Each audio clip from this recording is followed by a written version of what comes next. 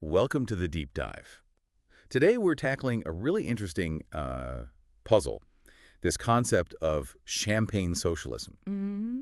and specifically how it gets applied to figures like Senator Bernie Sanders and Representative Alexandria Ocasio-Cortez, AOC. Yeah, We've got some detailed analysis here that really gets into it, pulling out the key points for you. exactly. And, at its core, this idea, champagne socialism, as the analysis explains it, it points to this, well, seeming contradiction, right? You have individuals arguing passionately for equality, criticizing wealth, but then maybe in their own lives enjoying comforts, even luxuries you might associate with the elite they often speak out against. Right. So the big question we're digging into, based on this analysis, is whether these moments, maybe using private jets or high-end purchases, mingling in elite circles, whether that actually chips away at the credibility of their message, their anti-oligarchy message. Does it undermine the authenticity? Exactly. Does it align with the ideals? And understanding this tension, it's really valuable. Yeah. It helps clarify a common critique, leveled against these politicians. Hmm. And it makes us think about the challenges, the real difficulties of kind of living out your political beliefs when you're inside the very system you want to change. Okay, so let's dig a bit deeper then. What exactly is champagne socialism in this context? What does the analysis highlight? Well, fundamentally, it's that irony we mentioned. The analysis really emphasizes the dissonance. You've got fierce criticism of capitalism's excesses, Yeah. and then at the same time, maybe benefiting from a level of affluence that, well, those excesses can generate. So for Sanders and AOC, it pops up whenever they do something seen as, like, elite. Pretty much. Anything that seems to clash with their whole anti-1% platform, that's when the label gets thrown around. So it's less about attacking the policies themselves Right. and more about questioning the consistency between the talk and the walk. Precisely. The analysis makes that clear. It's not trying to say their ideas are inherently wrong. Instead, it's shining a light on potential inconsistency between the rhetoric and the behavior. And that matters because, as the analysis points out, trust is, well, it's everything in politics, isn't it? Absolutely. And accusations of hypocrisy, they can seriously erode that trust, especially with the voters they need to reach. Okay, let's turn to Bernie Sanders then. He's been criticizing the billionaire class for decades. What specific examples does our analysis bring up for this socialist in the sky idea?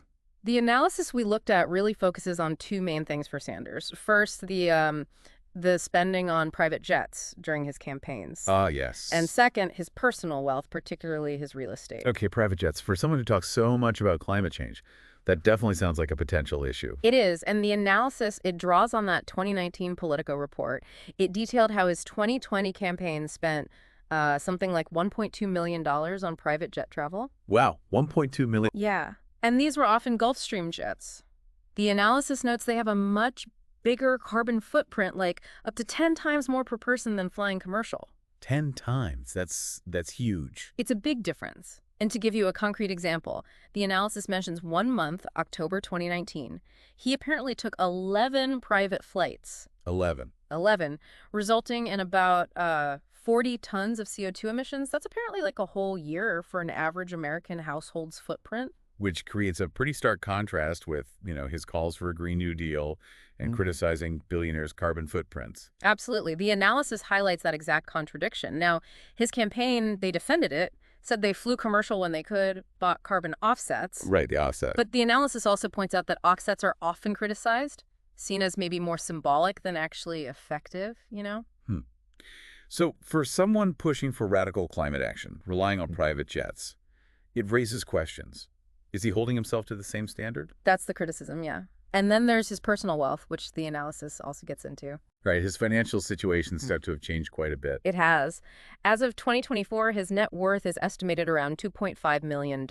Now, that's not billionaire territory, obviously, Wow. but it does put him in, like, the top 5% of Americans. The analysis notes his income jumped after the 2016 run, mostly book royalties. Our revolution apparently brought in $1.7 million in speaking fees. And this wealth led to scrutiny about his houses, didn't it? Exactly. The analysis details the three properties: the D.C. condo, the family home in Burlington, and then the $600,000 lakefront place in North Hero, Vermont, bought in 2016. The summer camp, as some called it. That's the one. It drew a lot of criticism, online mockery even. People pointed to the disconnect. Yeah. Owning a vacation home versus his image as this frugal socialist fighting inequality. It's that image, isn't it? Enjoying a luxury most working-class folks can't afford while criticizing the system that creates those gaps. Precisely. Now, the analysis acknowledges his argument earned wealth, practical investments, but it contrasts that with his general suspicion of wealth accumulation. And it also notes his 2020 wealth tax proposal targeting wealth over $32 million wouldn't have touched his own money, leading some to ask if the outrage is maybe selective. And the analysis also mentioned elite connections, like that Hollywood fundraiser. Yeah, the 2019 event hosted by Susan Sarandon, lots of celebrities raised $300,000. The analysis presents that as another thing fueling this perception. How does a socialist, mingle with A-listers, even for fundraising? Right. And endorsements from people like Cardi B or Ariana Grande, whose lifestyles are pretty lavish. It adds another layer of complexity, doesn't it? Does associating with that kind of wealth dilute the message for some voters? Okay, let's switch gears to Alexandria Ocasio-Cortez. Very different background from Sanders. How does the Champagne Socialism critique play out for her, according to the analysis? Well, for AOC, the analysis suggests the criticism focuses more on her personal choices since she got into politics. Things like designer clothes, attending fancy events, some private travel. These things lead to accusations of hypocrisy, given her strong anti-oligarchy stance. The Met Gala. Yeah. The tax the rich dress. That's probably the biggest example, isn't it? It's definitely the most high-profile one. The analysis spends a good bit of time on that 2021 appearance. The dress, Brother Velli's, clearly a statement. But the event itself, tickets reportedly $35,000. It's like the epitome of elite excess. Yeah. So the analysis highlights the backlash. Immediate, widespread criticism online, conservative media, all about the contradiction, a socialist at that event. And even though the dress was borrowed, the ticket gifted, that didn't really quiet things down. Not entirely.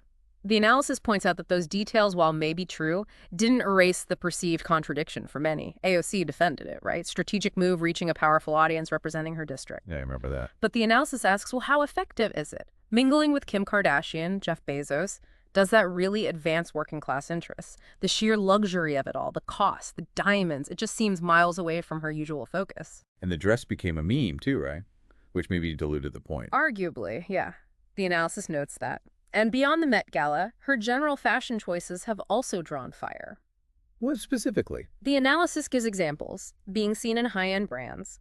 Gabriella Hearst dresses, Reformation, that $1,800 low suit for a Vanity Fair shoot. It gets contrasted with her background, former bartender, her anti-wealth stance. The analysis even mentions a viral tweet saying something like, AOC wants to tax the rich, but dresses like them. Make it make sense. And it's not just clothes, but lifestyle, too. Her D.C. apartment. That's right. Reportedly renting a $2,500 a month place in a luxury building, rooftop pool, other amenities. Okay. Now, B.C. is expensive, the analysis acknowledges that. But still, it paints a picture of comfort far removed from many constituents' reality. Add in reports of celebrations at upscale places, dining at trendy spots.